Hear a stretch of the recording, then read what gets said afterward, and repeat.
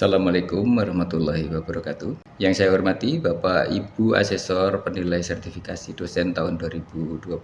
Perkenalkan, saya Galih Persada Eskom MKes. Saya adalah salah satu dosen pada program studi Sarjana Terapan Manajemen Informasi Kesehatan di Politeknik Unggulan Kalimantan. Video ini saya buat sebagai salah satu syarat untuk melengkapi pengajuan sertifikasi dosen tahun 2025, yaitu pernyataan diri dosen untuk unjuk kerja Tridharma Perguruan Tinggi dalam bidang pengajaran. Sampai saat ini, saya dipercaya untuk mengampu beberapa mata kuliah sesuai dengan background pendidikan saya, diantaranya yaitu keamanan dan perlindungan data, pertukaran informasi kesehatan, pengantar teknologi informasi, sistem informasi laboratorium, basis data, algoritma dan pemrograman, aplikasi perangkat lunak rekam medis di fasilitas pelayanan kesehatan, analisis dan perancangan sistem informasi kesehatan, komunikasi digital, dan jaringan komputer.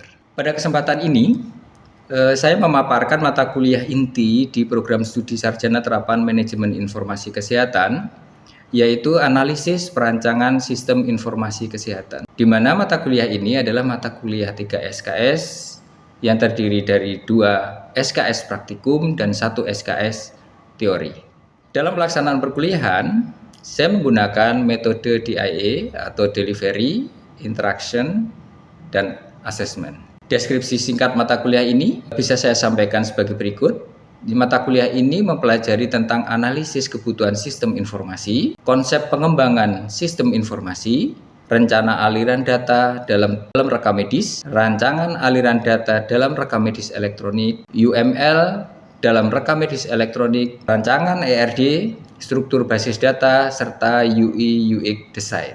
Adapun capaian pembelajaran dalam mata kuliah ini yaitu yang pertama adalah mahasiswa mampu menjelaskan konsep dasar analisis dan perancangan sistem informasi kesehatan termasuk prinsip-prinsip metodologi dan alat yang digunakan dalam perencanaan ataupun perancangan sistem informasi dalam sektor kesehatan. Berikutnya adalah mahasiswa mampu memahami dan mengidentifikasi kebutuhan informasi dalam organisasi kesehatan serta menghubungkan kebutuhan tersebut dengan tujuan peningkatan kualitas kesehatan dalam segi layanan melalui penggunaan teknologi informasi. Berikutnya, mahasiswa dapat melaksanakan analisis terhadap sistem informasi kesehatan yang ada dengan menggunakan teknik analisis sistem untuk menilai efektivitas dan efisiensi operasional. Berikutnya, mahasiswa mampu merancang sistem informasi kesehatan yang sesuai dengan kebutuhan pengguna dan persyaratan teknis termasuk membuat diagram alur, diagram data, dan dokumentasi sistem yang relevan dalam perancangan sistem informasi kesehatan. Yang terakhir, mahasiswa dapat merencanakan dan menyusun langkah-langkah implementasi untuk sistem informasi kesehatan yang telah dirancang, termasuk mengidentifikasi tantangan yang mungkin terjadi selama proses implementasi dan cara mengatasinya. Bahan kajian atau materi pembelajaran yang saya gunakan atau yang diberikan kepada mahasiswa yaitu analisis kebutuhan sistem informasi, konsep pengembangan sistem informasi, rancangan aliran data dalam rekam medis elektronik, rancangan aliran data dalam rekam kesehatan elektronik, UML rekam medis elektronik, perancangan ERD, struktur basis data, serta yang terakhir adalah UI UX design. Dalam proses perkuliahan, media yang saya gunakan yaitu perangkat lunak yang saya gunakan adalah PowerPoint, Microsoft Visio, Star UML, dan yang media online yang saya gunakan adalah Draw.io. Dan perangkat kerasnya adalah proyektor, komputer, PC atau laptop. Dalam proses pembelajaran, referensi yang saya gunakan yaitu buku Sistem Informasi dan Teknologi Informasi Kesehatan, di mana saya adalah salah satu dari penulis dalam buku tersebut. Yang kedua adalah buku Analisis dan Perancangan Sistem Informasi menggunakan model terstruktur dan UML yang diterbitkan oleh Andi, buku Analisis dan Perancangan Sistem Informasi dari Wawasan Ilmu, lalu buku Introduction to UI UX Design, Key Concept and Principle. Referensi lain yang saya gunakan bisa berdasar dari jurnal ataupun dari artikel ilmiah yang bisa diakses secara online. Demikian RPS mata kuliah Analisis Perancangan Sistem Informasi Kesehatan ini saya sampaikan. Terima kasih. Wassalamualaikum warahmatullahi wabarakatuh.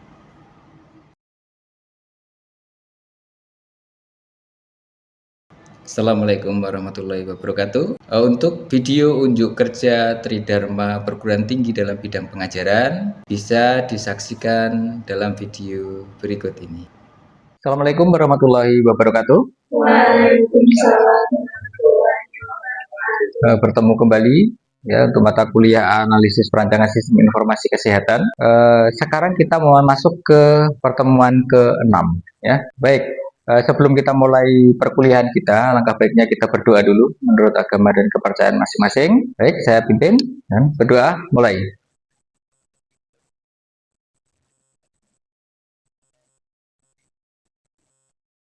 Selesai.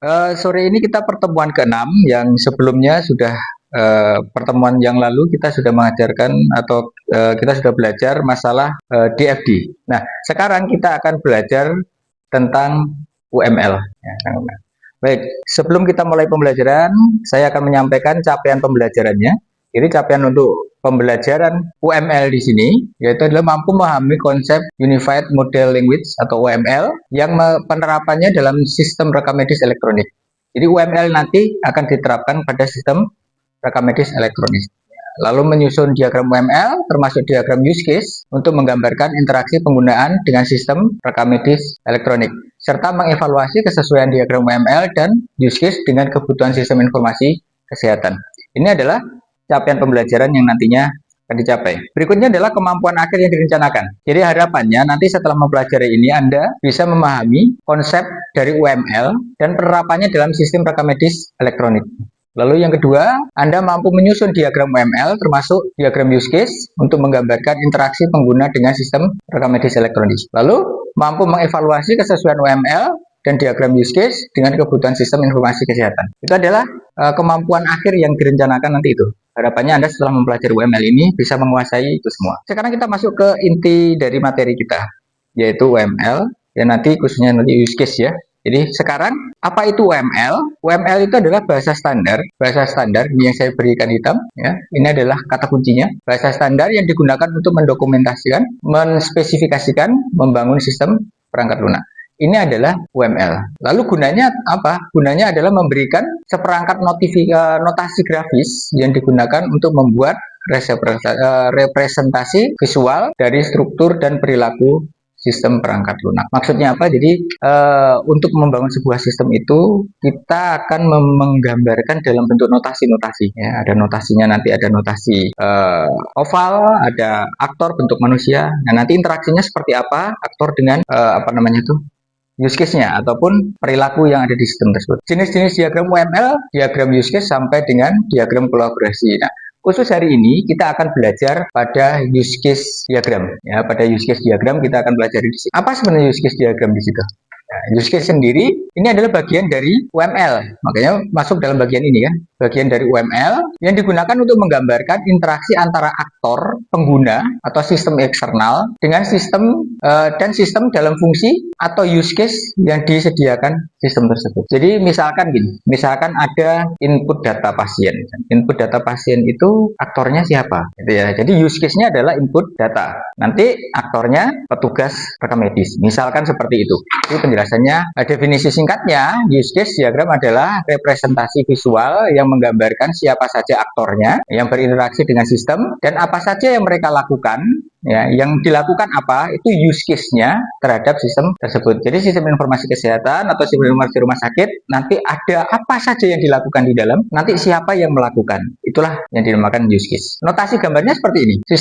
Nanti sistem informasinya ada yang bentuk kotak ini, dia nanti menyatakan batasan sistem, ya, menyatakan batasan sistem dalam relasi dengan aktor-aktor yang menggunakannya di luar sistem. Lalu di sini aktor bisa digambarkan sebagai gambar manusia atau logo atau simbol manusia atau juga bisa selain manusia. Jadi bisa dia sistem lain, ya, sistem lain atau device yang memiliki peran dalam keberhasilan operasi dari sistem tersebut. Ya, nanti akan saya contohkan. Lalu di sini use case ini oval ini use case ini oval. Ya nanti logonya ini. Ya ini apa saja sih yang dilakukan di dalam sistem tersebut? Fungsi-fungsi apa saja? Ada input, ada delete, ada update, ada misalkan ada delete, update, insert, misalkan itu ya. Itu nanti masuk ke dalam use case. Lalu ini ada asosiasi, ini menyatakan hubungannya antara dari aktor kepada use case. Ya, ini adalah generalisasi dan dependensi. Ini contoh use case. Di sini contoh use case. Jadi diagram use case di sini itu menggambarkan fungsionalisasi dari sistem dari sudut pandang penggunanya, menunjukkan interaksi antara sistem dan pemakai sistem. Jadi ini adalah fungsi-fungsinya. Misalkan sistem informasi ini sistem informasi rumah sakit ya atau puskesmas gitu. Di situ ada fungsi data obat, ada data dokter, data pasien, ada data rekam medis, laporan dan sebagainya. Ada juga fungsi login dan fungsi logout. Nah, di sini kita bisa lihat bahwa interaksinya adalah admin ini akan berinteraksi dengan data obat, data dokter, data pasien, data rekam medis. Nah, sedangkan pasien di sini dia akan berinteraksi kepada data rekam medis, laporan rekam medis, serta laporan pasien. Yang jadi pertanyaan adalah di sini ada notasi include yang masuk kepada login dan ini logout. Apa yang bisa Anda amati dari gambar ini untuk menjelaskan terkait dengan include ini? Include di sini maksudnya adalah data yang ada di sini untuk melaksanakan use case ini, dia harus melakukan ini dulu. Jadi ini bisa dilakukan kalau dia login, ya makanya dia include. Jadi ini ada di dalam login. Begitu juga ini, pasien akan bisa melihat laporannya atau bisa lihat laporan data pasien ini kalau dia login. Nah lalu Pak, ini login kok ada di logout gitu. Nah kalau misalkan logout tanpa login kan nggak bisa. Berarti untuk logout kita harus login. Itu bahasanya ya. Berikutnya nih, ini sistem informasi publik rumah sakit berbasis web. Gambar itu seperti ini. Ya, kita akan coba besarkan ya. Oke, nah seperti ini. Jadi ini adalah website rumah sakit. Ya. Lalu di sini ada aktornya user, di sini ada bagian pelayanan, ya. Nah lalu Anda bisa lihat di sini user itu akan melihat profil rumah sakit, ya, bisa melihat fasilitas rumah sakit, mendaftar, ya, melihat info rumah sakit, ya, yang semuanya ini disediakan oleh website, Nah, di sini include ini untuk bisa mengisi ini semua, ya, dia harus mengakses ini. Makanya ini putus-putus kan? Nah, ini include, putus-putus ini include. Oh, ya, paham ya sampai sini ya? Include. Nah, lalu di sini ada extend. Apa maknanya extend? Extend adalah itu fasilitas atau fungsi yang disediakan oleh sistem yang ada di sini, oleh use case yang ada di sini, tetapi dia boleh tidak dijalankan, tapi disediakan. Misal gini, seorang user misalkan melihat info rumah sakit, dia boleh melihat jadwal, boleh menelpon, melihat rute jalan, lihat data dokter. Tapi kan tidak mesti semuanya dilihat. Tapi sistem menyediakan fasilitas tersebut. Itu namanya extend. Paham ya sampai sini ya? Oke, kalau misalkan dipahami, kita akan lihat gambar ini usernya sebagai masyarakat. Ini kan masyarakat umum nih karena websitenya rumah sakit, informasi rumah sakit ya, website rumah sakit. Jadi usernya adalah semua masyarakat ya, yang ingin tahu tentang rumah sakit. Nah, deskripsinya adalah user dapat melihat informasi rumah sakit, user dapat menelpon dan sebagainya. Lalu di sini bagian pelayanan menyampaikan informasi rumah sakit melalui website ini dengan cara menginputkan data jadwal, informasi, input data dokter, tentunya melalui login. Gitu ya? Ada yang ditanyakan? Ya, silakan. Izin bertanya, Pak. Ya. Sebagai seorang tenaga medis, apa peran kami dalam materi perkuliahan ini? Peran Anda di sini sangat penting, perekam medis itu. Dalam konteks membangun sistem informasi pelayanan kesehatan atau rumah sakit ya. Tentunya begini, analogi ataupun contoh yang saya bisa berikan, jika rumah sakit ingin membangun sebuah sistem informasi, aplikasi pendaftaran pasien ataupun misalkan ya pendaftaran pasien ya. Nah, yang mengetahui aktornya siapa, menjalankan apa itu IT atau perekam medisnya? Perekam medis. Ya. Jadi IT belum tentu memahami ini sebenarnya tugas siapa. Ini ranahnya siapa itu? Tapi IT dia akan membuat programnya sesuai dengan UML yang nantinya disampaikan. Nah, Anda bisa menentukan, oh untuk pendaftaran Pak itu aktornya si ini. Use case yang dilakukan adalah dia bisa insert, bisa delete, bisa update. Yang diisikan adalah ini. Itu adalah ranah dari rekam medis. Menentukan use case-nya. Begitu juga nanti use case nanti itu akan berhubungan dengan yang namanya proses bisnis. Bagaimana alur dari sistem informasi tadi bisa berjalan. Ya, jadi peran Anda sangat penting di sini. Ya, selain use case nanti yang lainnya juga akan ada di dalam aktivitinya apa nanti di situ ya. Oke, lanjutkan. Nah, ini ada studi kasus. Jadi ada sebuah rumah sakit ingin menerapkan sistem pendaftaran online agar pasien tidak perlu mengantri langsung di tempatnya. Jadi itu kan sering ya, pasien harus bertumpuk di situ ngantri gitu. Nah, ini dia ingin membuat sistem informasi untuk pendaftaran online ya. Nah, dari kasus ini Anda diminta untuk menentukan siapa saja aktor yang terlibat dalam sistem pendaftaran online ya. Lalu sebutkan apa atau buat apa itu use case-nya, 3 use case utamanya kira-kira. Oke, silakan. Ada yang mau berpendapat di sini? Kalau untuk Ya. aktor yang terlibat dalam sistem pendaftaran itu yang pasti harus ada pasiennya, Ya, ada petugas administrasinya, sama sistem antriannya. sistem antrian itu sendiri ya. Oke, ya. Jadi tentunya dalam menentukan ini kan kita tahu kalau sistem namanya sistem pendaftaran pasien tentu harus ada pasien dulu, ya, atau pengguna sistem layanannya. Ya, setelah itu kalau misalkan pasien sudah daftar kan tidak serta merta dia langsung dilayani. Ya, cara berpikirnya seperti itu. Otomatis harus ada orang ataupun petugas yang memproses data pendaftaran tadi lebih lanjut. Ya, oke. Jadi nanti ada pasien, ada petugas administrasi yang menangani pendaftaran tadi, lalu ada sistem antrian polinya, ya. Nah, sistem antrian poli nanti dikolaborasi dengan misalkan ada anjungan pasien mandiri yang seperti ATM itu. Nah, itu masuk aktor juga. Ya, oke. Lalu berikutnya, yang use case-nya, ya, silakan. Use Jadi case-nya, yang 3 use case-nya yaitu ada daftar online, ya. yang kedua ada terima dan verifikasi pendaftaran, yang ketiga kirim nomor antrian. Kirim nomor antrian. Ya, kita akan cek ya. Kita akan cek ya. Oke. Baik. Ini ada jawabannya. Jawabannya. Jadi tadi seperti yang disampaikan ya, ada pasien, ada pengguna layanan, ya, ada petugas administrasi atau verifikator. Ini tugasnya memverifikasi. Lalu sistem antrian poli. Ini aktor sistem eksternal. Ini yang nanti saya bilang tadi seperti APM tadi ya, anjungan pasien mandiri. Jadi seperti ini. Baik, ini adalah use case-nya. Use case-nya seperti ini. Ya. Ada daftar online, tentunya kan dia mendaftarkan aplikasi tadi, mendaftar, pasiennya mendaftar, lalu setelah mendaftar dilakukan verifikasi. Yang melakukan verifikasi adalah petugas administrasi, ya. Oke.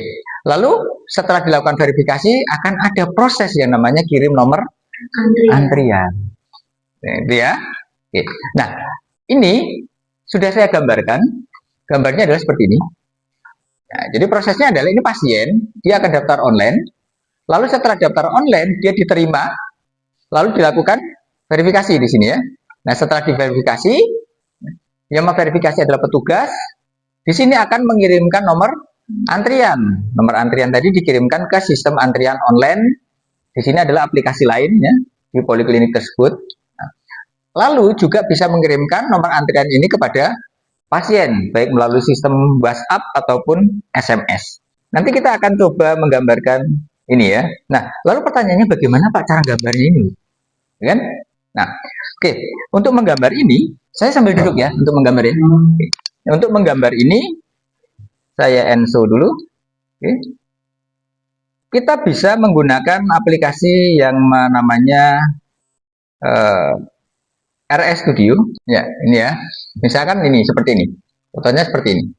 Oke, nah di sini kita bisa menggambarkan menggunakan ini. Ini sudah lengkap di sini ya. Ada rectangle, ada ini, ada ellipse, ini ada use case gitu ya. Ini kan simbol-simbolnya. Ini ada aktornya. Nah caranya bagaimana? Cukup sederhana. Kita bisa langsung masukkan drop di sini. Ini aktornya. Untuk mengganti bagaimana? Kita tinggal klik 2 kali di sini. Kita klik 2 kali, lalu kita bisa ganti teksnya. Misalkan di sini pasien, nggak masuk pasien di sini. Lalu saya bisa copy paste sebenarnya di sini. Daripada saya drag dari sini ke sini ya, klik ya, Ctrl C, Ctrl V, sudah muncul. Lalu saya ganti namanya menjadi admin misalkan. Lalu kita baru masukkan use case-nya. Use case-nya apa di sini yang mau digambar gitu ya? Use case-nya apa yang mau digambar? Misalkan tadi ada satu apa? Pendaftaran online. Nah, di sini pendaftaran online. Lalu kita bikin lagi, copy paste saja di sini, ya. Lalu kita edit dengan cara klik 2 kali di sini, dia akan masuk dalamnya. Ada lagi apa tadi? Verifikasi ya. Verifikasi dan validasi ya. Dan validasi. Oke. Nah, di sini kita bisa besarkan sebenarnya ini untuk hurufnya ya. Kita bisa perbesar. Nanti kita bisa melihat di settingnya yang ada di sini ya. Yang ketiga, tadi proses berikutnya adalah kirim antrian ya. Kirim antrian. Lalu ada satu sistem lagi tadi yang sebagai aktor, tapi dia adalah sistem lain kan. Nah, di sini kita klik 2 kali, ini adalah sistem poliklinik. Nah, misalkan begini, sistem poliklinik. Nah, sistem poliklinik ini nanti dia yang akan melanjutkan setelah ada pendaftaran online. Nah, kita akan taruh seperti ini, misalkan kiri kanan ya, terserah ya, ini mau kemana. Ditaruhnya boleh-boleh saja. Oke. Lalu kita bisa mengarahkan ini dengan cara mengklik di sini aja. Kalau misalkan ini ke arah pendaftaran, kita klik di sini. Ini juga misalkan pasien ini dia juga mengakses kirim antrian, enggak kan ya, tapi dia menerima dari sini ke sini. Oke, ya. Oke. Lalu kalau admin ini dia melakukan validasi, lalu di sini dia akan kirim ke sistem poliklinik, ya. Dan ini dia bisa mengakses ke sini. Ini supaya rapi, kita bisa geser seperti ini misalkan. Inilah cara menggambar. Tetapi ini lupa ya, ini belum dihubungkan ya. Nah, ini dihubungkan ke sini. Yang ini juga akan terhubung ke sini. Nah, sudah selesai gambar kita. Kita berikan nama, misalkan namanya apa? Misalkan ini contoh, selesai. Jadi nanti kalau misalkan pengen membuka, ya ini lagi dibuka. Ini untuk latihan Anda. Untuk latihan Anda. Ini ada sebuah puskesmas, ya, ingin membangun sistem informasi seperti itu ya. Sistem efisiensi untuk mempermudah proses pendaftaran pasien dan mengurangi beban kerja administrasi di puskesmas. Nah, tugas Anda adalah identifikasi aktornya dan use case-nya, gambaran use case diagram, lalu jelaskan hubungannya, diagram, jelaskan proses bisnis yang ada di dalam pendaftaran tersebut. Nanti jawabannya silakan dikumpulkan seperti biasa, jawaban dikumpulkan di Google Classroom paling lambat 1 hari sebelum perkuliahan minggu depan. Ini adalah menjadi tiket masuk Anda bisa ikut perkuliahan saya minggu depan. Ya, baik. Baik, terima kasih. Saya pikir cukup dulu ya materi saya hari ini. Nanti kita akan lanjutkan di materi berikutnya di minggu depan. Semoga ilmu kita hari ini bisa diterima dengan baik. Baik, terima kasih. Assalamualaikum warahmatullahi wabarakatuh. Demikian video PDD UKTPT bidang pengajaran ini saya sampaikan. Semoga bisa menjadi bahan pertimbangan positif untuk penilaian sertifikasi dosen yang saya ajukan. Terima kasih.